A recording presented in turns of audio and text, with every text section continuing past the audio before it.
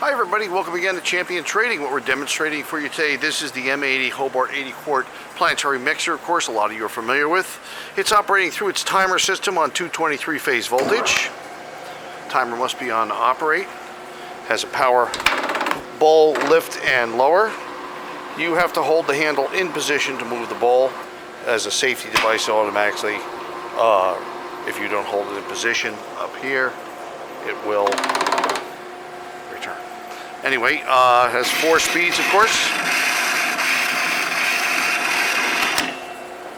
That's our high-speed option.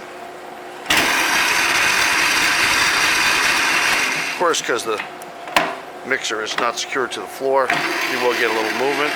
This is the second speed. And of course, it's first speed. Has the beater attachment you see there with it. And of course, the accessory drive for meat cutter, meat chopper, and other devices, and front center there operating. Does have the ring for the adapter for the 60 quart, and that's obviously a 60 quart beater equipped with the unit. We're once again operating on 223 phase voltage. We have lots of items in our stock for process and packaging, so we do hope you'll visit our website at www.champtrading.com. And we look forward to hearing from you. Thanks for joining us for this video today.